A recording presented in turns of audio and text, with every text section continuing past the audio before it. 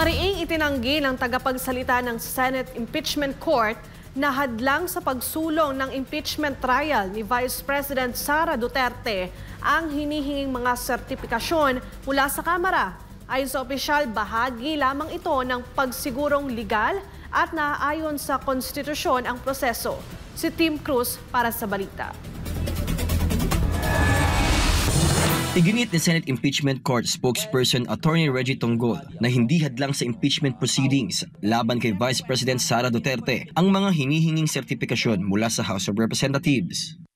The specific certifications being required from the House are all part of the effort to guarantee procedural legitimacy and to uphold constitutional standards. Ito ay tugon sa pahayag ni House Prosecutor at Akbayan Representative Shell Jokno na maaaring mapahina ang kaso ng prosekusyon dahil sa hinihinging panibagong sertipikasyon mula sa 20th Congress kung handa ba ang Kamara na ituloy ang impeachment.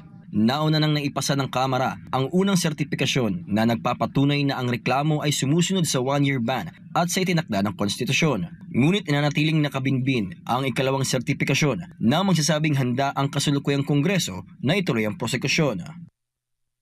But these certification processes help prevent any legal impediment or challenges or technicalities that could undermine the impeachment process once it starts rolling and to uphold the proceedings' integrity.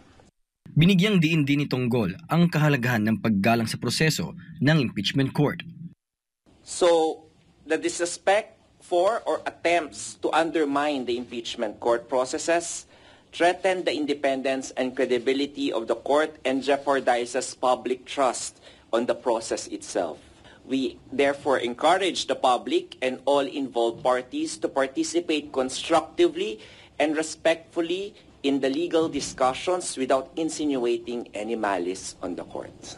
Na-impeach si VP Sara Duterte noong Pebrero 5 sa botong suportado ng mahigit 200 kongresista. Kinasuhan siya ng betrayal of public trust, culpable violation of the Constitution, graft and corruption, at iba pang high crimes. Inaasahang sisimulan ng trial proper sa pagbubukas ng 20th Congress.